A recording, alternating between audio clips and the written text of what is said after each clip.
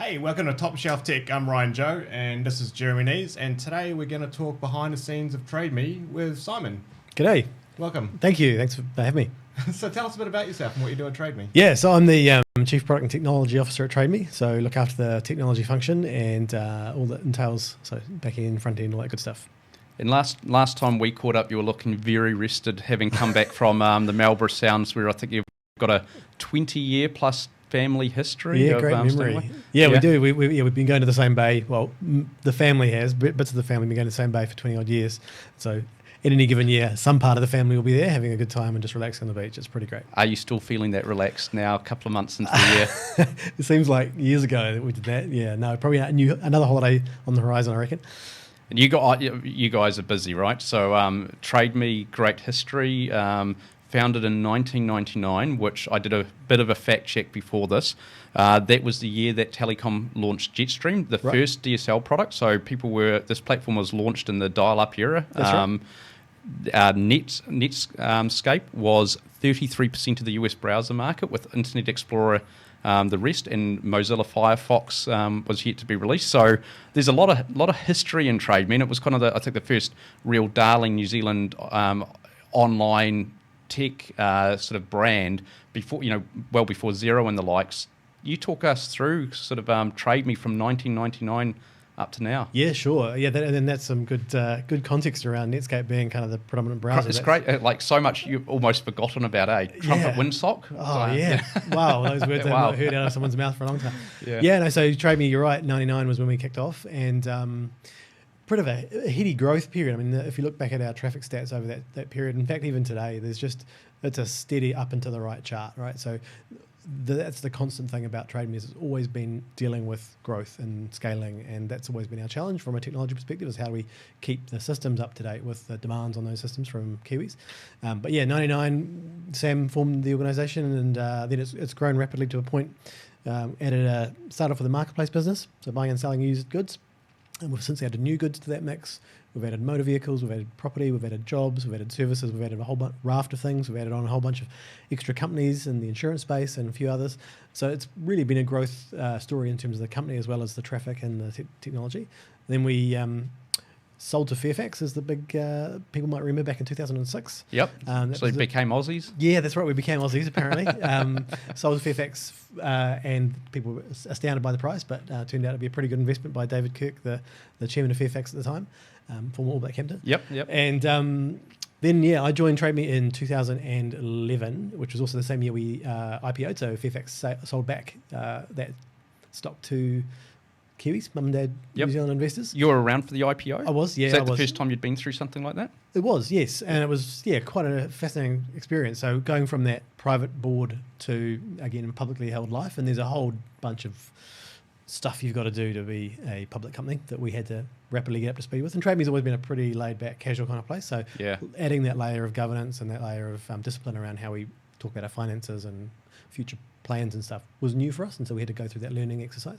But yeah, sold back to the share market, so listed on the NZX and the ASX dual listing in 2011, and then again through that period, a lot of growth, particularly in mobile. We started to see, so not so much Netscape, but more native mobile browsers, and then native mobile apps, so iOS and Android picking up a heap of traffic therefore on our native apps, and still to this day the predominant place where people trade on TradeMe. And then just last year, we completed the sale of the delisting and sale of Trade Me to Apex Partners, a private equity firm founded in London but based out of New York. So we've been working with them for the last probably year and a bit on that deal. And that went through in May, and then we had a new CEO join us in July. Cool. So it's been a wild ride of change pretty much throughout the entire history of Trade Me. That's sort of you have to sort of strap in and get used to it. Yeah. So way back then, Trade Me I think was seen as the latest technology, maybe even just a principle of buying stuff online instead of like the trade and exchange kind of thing. How has it been to try and keeping up that pace of change and keeping the technology relevant to support what you're doing? Yeah, I mean, it's hard, to be honest. And I see startups these days and who have the luxury of this, Clean all of slates. the work, totally, all of the hard work that people have done before them. I can just spin up a cloud instance of something and be up and running in hours or minutes even sometimes.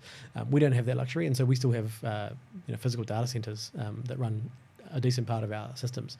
So we have to maintain that stuff as well as build on top of it, which has always been a challenge. But as I say, the growth trajectory means that you're almost every day for a while there trying to work out how you're going to serve the next day's traffic because the chart's going on that. So it's a constant exercise in scaling, and we did some things back in the day from a database perspective just to handle the load that you would never do today. You wouldn't need to. There's just the complexity of the problem back then was the problems are still hard, but the technology available to solve them was a lot more rudimentary, and you had to go pretty low level. Yeah. Well done, Ryan. You just brought up Trade and Exchange, which I'd totally forgotten about, but now remember searching for VL Commodores with my mates through that. So that's a good little history trip.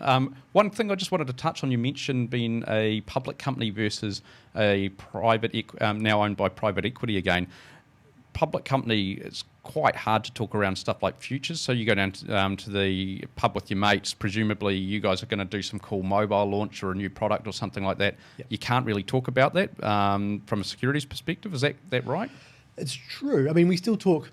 As I said, Trade Me's always been a fairly open company. We do like to tell people what we're up to and be transparent on that front. But yeah, you're right. There is a different layer of market materiality you have to be conscious of. So if it's a piece of information that the market doesn't know about and could affect, the trading of the stocks, then you've got to be really careful about that. The main thing I think that for us really though was just to change our cadence in terms of how we talked about the trajectory of the business, and so that would be, the half yearly and the annual results calls that we'd have with analysts and the like. Yep. It's really important that we had a good story to tell and we're able to reflect honestly what the business was up to.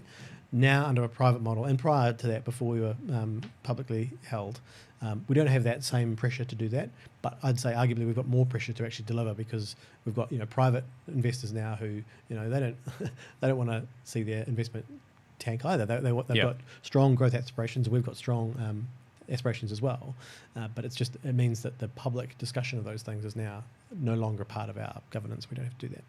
You mentioned a lot of the other businesses like motors and property that you've spun off. How have you found that change of ownership model? Did it have much of an effect on the kind of the risk profile or the appetite to take risk within the organisation? This is because you look after product as well, right? So. Yeah, I mean, I think the key thing for us is just making sure we deliver a really good experience for Kiwis, right? So at the end of the day, regardless of how you're owned or structured, if we don't do a good job for Kiwis using our systems, then we've failed, regardless of the ownership model. So I think from that product perspective, we're still looking for how do we make the experience best? How do we solve that problem for Kiwis if they're buying a house or a car or selling a fridge or whatever it might be? But then the usefulness from having a private ownership means that they've got a big network of portfolios. They're sort of a private equity fund. They have lots of companies in their portfolio. So we can lean on them to get advice, and I can pick up the phone and have a conversation with CTO in another organisation on the other side of the world and say, hey, I've got this problem. Have you solved this before? And if so, how? Or can you put me in touch with someone? And that's been a really awesome asset to have as part of the new arrangement. You touched on briefly Trade Me. You operate out of some physical data centres today, not fully sort of cloudified, and you're looking at your competition, or well, you mentioned other startups and that, but that includes your competition presumably, and you've got stuff like Facebook. This us talking about behind the scenes of Trade Me.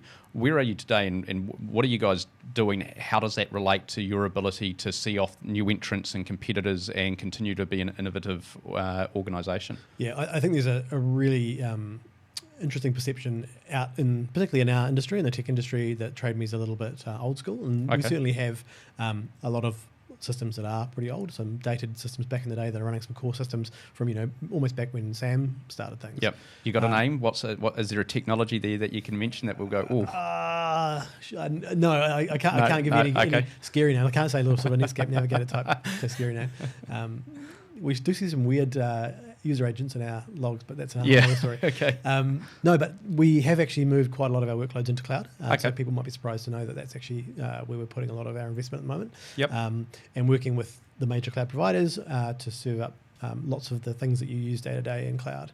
Obviously, I mentioned the native platforms as well. So we've got a lot of our front end development going into iOS and Android native development, but behind the scenes, everything's running off our APIs. We've got a whole new front end, and there's a lot more of everything we're doing new now. If we pick up a piece of our systems to improve it, which we're doing all the time, generally speaking, we'll pick it up and then put it back down in cloud. And so things like search and some of our we're doing a lot more with data science these days. So a lot of machine learning algorithms that's sitting in a sort of, we've got a service framework that we run out of cloud. That's all driven. Are you building your own algorithms for that, or you use? I know some of the cloud providers have off-the-shelf libraries around, or machine learning sort of libraries, pre-taught models around suggestions, recommendations for other goods, and that kind of stuff. What are you guys doing in that space? We, generally speaking, roll our own, and the reason for that is that a good example is some of the thesaurus work we do for suggestions and some of the search inputs. The Kiwi lexicon and what, you mentioned, what was it, Corolla were you looking at for? VL Commodores. Holden's no more as well. So VL Commodores, probably there's no thesaurus out in the world that necessarily has that as part of it. And then the way we refer to those vehicles might be quite Kiwified. So we found that actually using a third-party lexicon for thesaurus is just not very useful. It doesn't have the good results. But if we craft it ourselves, and we've got people telling us all the time, we can see what people are searching for. We can create good thesauruses that when you type in this, you mean this.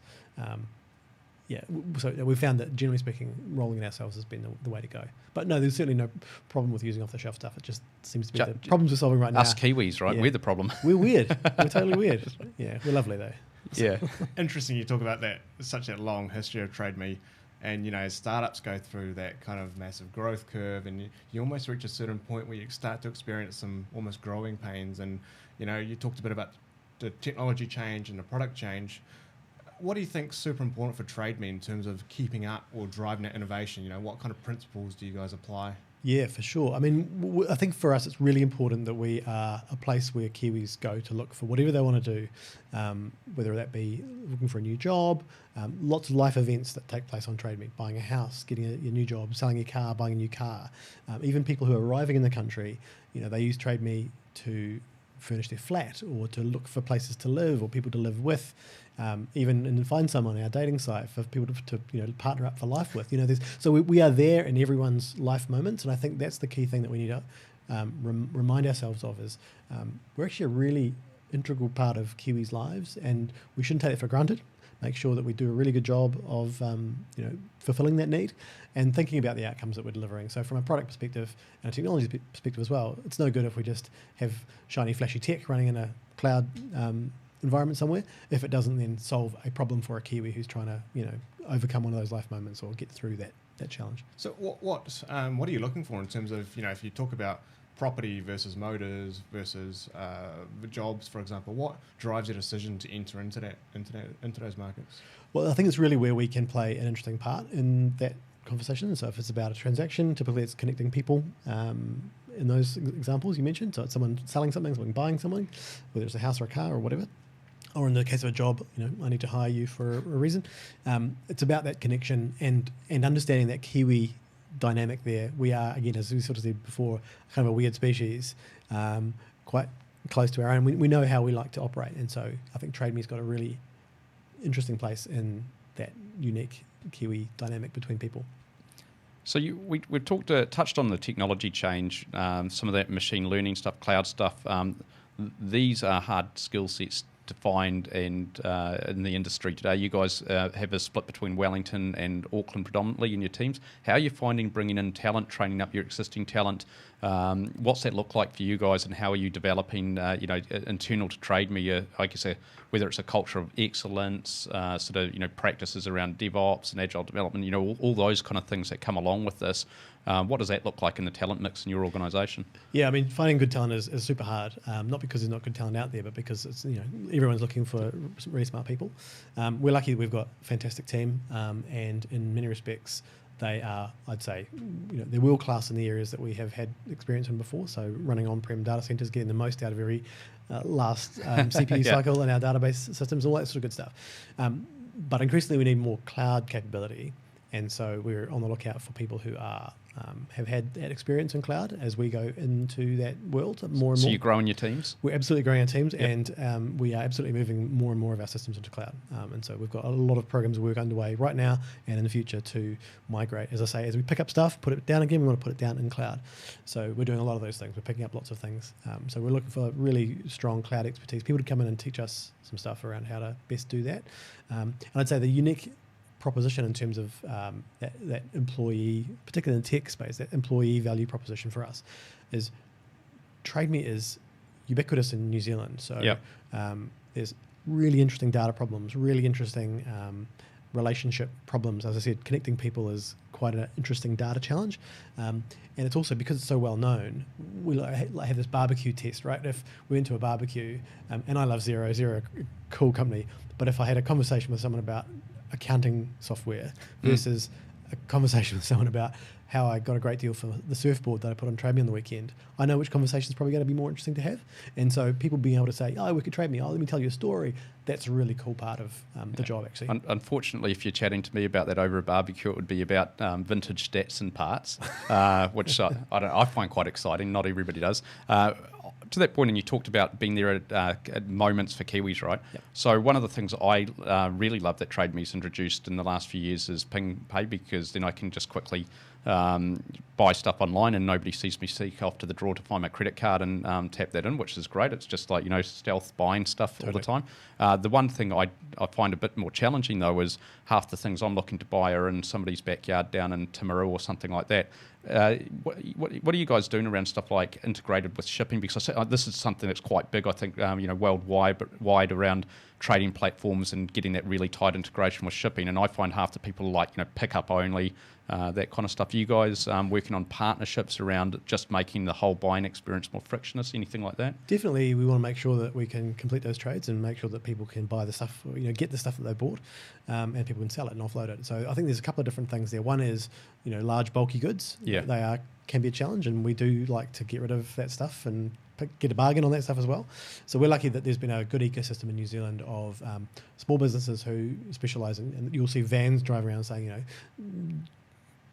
labels of TradeMe on the site to help, arrange pickups. There's a lot of those people, which is great. I think on the smaller size things, we've also released a system called Book a Courier, which is a pretty cool product where if you're involved in a trade, you can just arrange a courier, literally put a bag out the front door with the address of the person that it's going to on. The courier will pick it up and take it and deliver it there. So it's a really seamless experience. And the best part about it is it doesn't require actually a trade anymore. Now you can just, if you've got something to get rid of, or you want to, a mate's left their jersey. Oh, it's true bolt-on to the side. It's totally bolt-on. Well, it's still through the platform. But you can run it independent of a trade. Even if you're using another trading platform or whatever, we can still help you out by getting that thing that you've sold to the place it needs to get to. And that's really, really cool. And that's coming back to that thing for us, is about making sure we're solving the problem for Kiwis. Yeah. In that case, it's like, I've got some stuff, I want to get rid of it, I want to send it to some other place. We don't have to be involved in that transaction. There doesn't even have to be a transaction there. It's just, I've left my jersey behind. I should send it to my friend who stayed the night over on the weekend, and he's back in Hamilton now or whatever. You can still use Book a Courier to do that. Cool. So what else is on the horizon for TradeMe? Well, as I say, lots of cloud stuff. So, we definitely need really smart cloud engineers to, teach us some stuff, and then for us to kind of integrate that into how TradeMe operates.